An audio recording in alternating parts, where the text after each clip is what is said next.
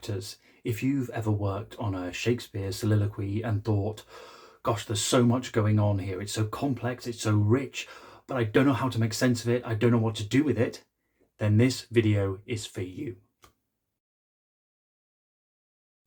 I'm Ben, this is Will, and this is the Act for Acting YouTube channel. And today, with Will's help, I'm making the first video in a series that I'm calling Acting Shakespeare, where I'm going to be using the tools of contemporary psychology to unpack and make sense of the texts and the characters written by this man back here, so that you have the tools and the skills to analyze his texts and characters and to make acting choices that are playable and human and relatable.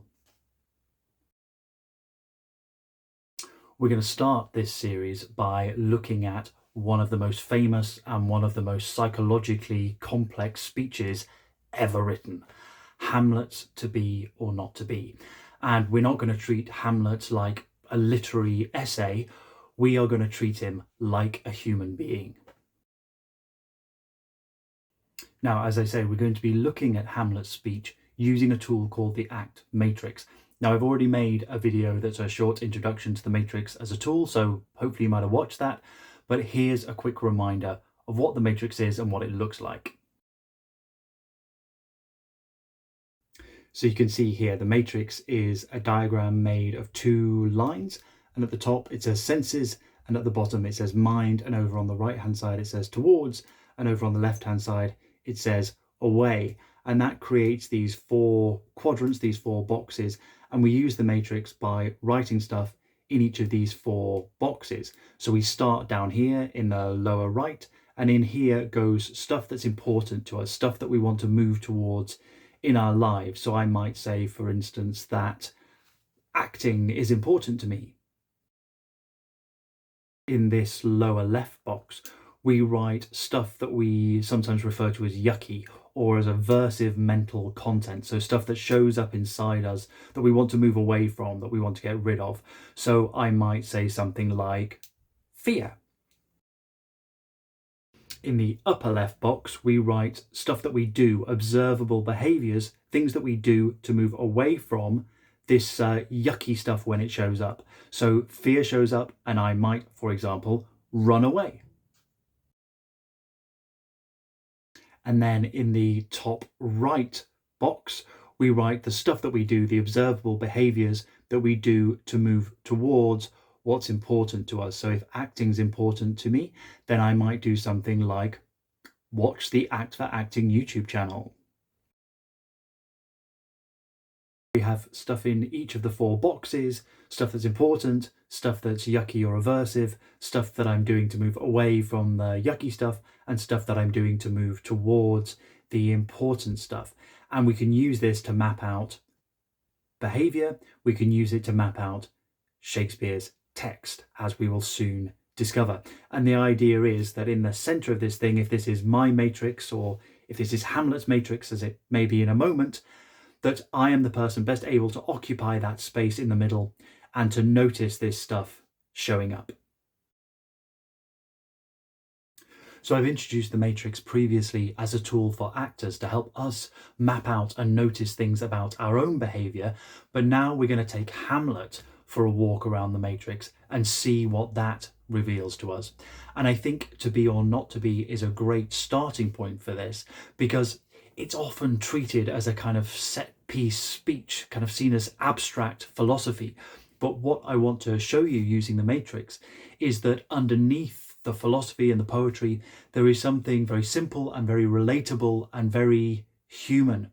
And what it reveals is that Hamlet is stuck in his suffering. He is stuck in a loop. And the Matrix is designed to help us identify those loops. So what I'll do is I'll go through the speech chunk by chunk, map it out on the Matrix as we go, and we'll hopefully see how it sorts itself into those different quadrants and how that helps us to make sense of Hamlet in this moment. So to begin at the beginning, Hamlet has a question. And before going any further, it's worth noting that his question seems to involve contemplating the possibility of ending his own life. I'm not going to delve into that topic any further than exploring what is here in the text, but just to note, if that's not something you want to hear about, maybe pause this video and come back and watch a different one. But Hamlet's question is, to be or not to be? So how do we sort this question into the matrix? Well, he's naming two possibilities, two actions, two sets of observable behavior. To be, to go on living, or not to be, to end one's life. So these belong in the top half of the matrix because they're observable behaviors. Whichever he chose, we could see him make that choice, right? Do those behaviors. So they go up there, but at the moment we don't know yet whether they go towards or away from something because he hasn't told us what he might be moving towards or away from. So provisionally, I'm going to sort them by putting both possibilities on both sides in the top half of the matrix.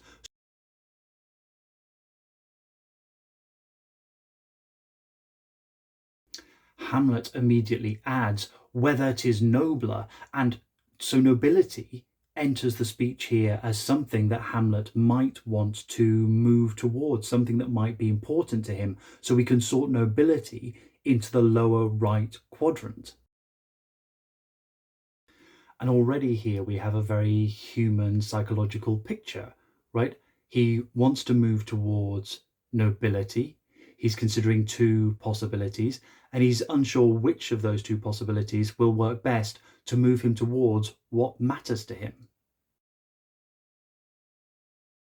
Now he goes on, whether 'tis nobler in the mind to suffer the slings and arrows of outrageous fortune, or to take arms against a sea of troubles, and by opposing end them. Now, in a sense, he's just restating the question, right? But he's also naming some stuff that we can map here in the lower left. He's talking about the slings and arrows of outrageous fortune. He's talking about a sea of troubles. Those things belong here in the lower left. These are things that are aversive to him.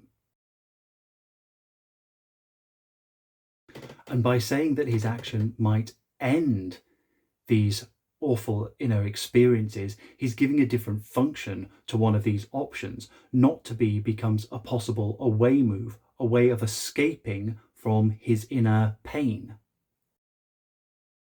Over the next few lines, Hamlet seems to lean into this idea of this away move even more, because to die, to stop being, is a way of ending the heartache and the thousand natural shocks that flesh is heir to, and that is a consummation devoutly to be wished. So he seems to be rather keen on that idea at this point, that he is experiencing so much suffering, and if he could just not be anymore, then that would be a way out. So he started by talking about what will make me noble, but he seems to have left that for the time being, and he's now talking solely about how do I escape from the pain that I am in.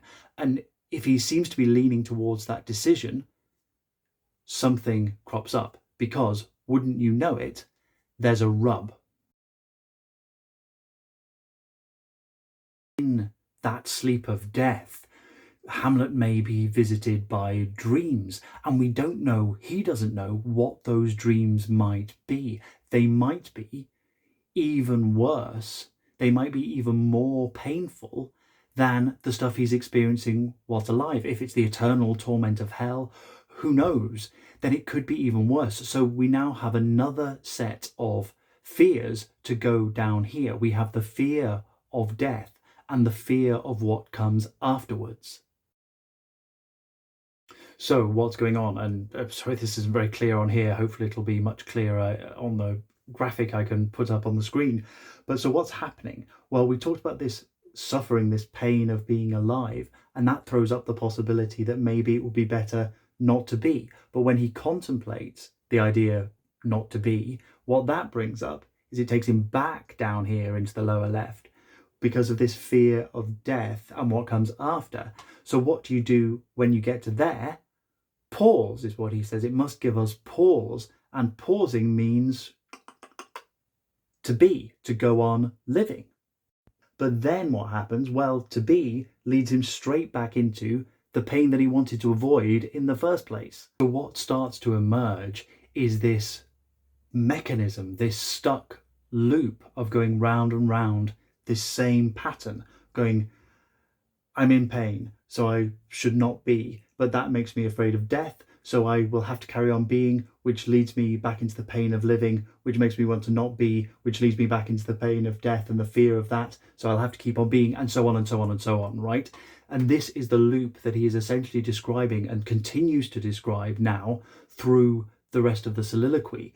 And we'll notice that again, this idea of nobility and moving towards something seems to have completely gone out of the picture to be replaced by this stuck pattern going round and round, unable to find a solution to his suffering.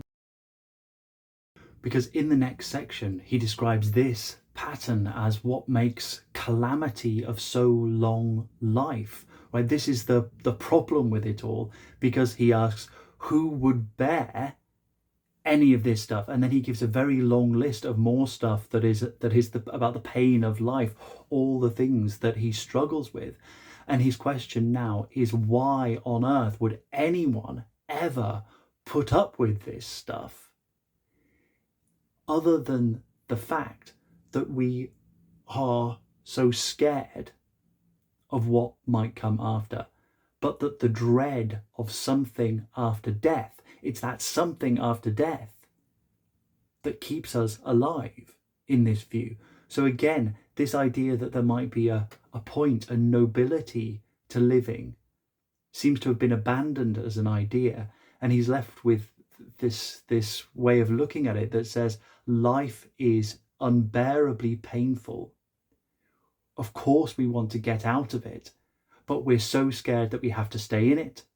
So we continue to experience the pain. So we want to get out of it, but we're too scared to get out of it. And again, he's describing this loop. And this loop is what makes cowards of us all. This is what keeps us stuck. This is the pattern that Hamlet is describing. Now, I've been trying to map that out relatively quickly, and I know I've skipped over a lot of detail that you could add if you want to draw this out and go through properly word by word through the speech. But hopefully the sense of this stuck loop emerging becomes clear for you. And I think it's a stuck loop that we can all recognize in a certain way, because we don't even need to get into Hamlet's life or death choice scenario to recognize the pattern from life. Let's say it's a relationship that is no longer working, that is making us unhappy, and we can go through the same process, right? I'm experiencing so much pain in this relationship, it's not working, it's making me miserable, so I think maybe I should leave this relationship, end it. But as soon as I contemplate that, I get so scared that that might be the wrong choice, that things will be even worse afterwards. So what do? I delay, I wait, I keep on going with it to see what happens, but actually all that does is lead me back into the pain that I'm suffering. So I think about ending it, and that leads me back into the fear about ending it, and so on and so on and so on. Or a job that we're unsure of, that we want to get out of and we can't get out of, or we feel that we can't. This is the sort of pattern that we as human beings experience all the time, and it's exactly what Hamlet is describing to us. It's exactly what Hamlet is going through. Underneath the poetry, underneath the philosophy, there is this very simple, human, painful experience of being stuck. So what I've been trying to get across in this video is the idea that when we use this tool, the ACT matrix, to map this text out and to make sense of it through this psychological framework, we see that for all the philosophy, for all the poetry, underneath all of that, it boils down to something that is human and simple and relatable, and that resonates with our own experiences. And that is the starting point for us as actors to be able to make sense of this in performance in a way that is playable for us, and that is understandable and relatable for the audience watching us go through this process. So hopefully this has been a useful starting point. Please let me know what you've made of this video, what you think about it. Let me have requests for other Shakespearean characters, texts, plays that you would like me to focus on or explore in this series. Please like the video, as I say, comment on it and let me know what you think. And I hope I'll see you again soon for another Acting Shakespeare video.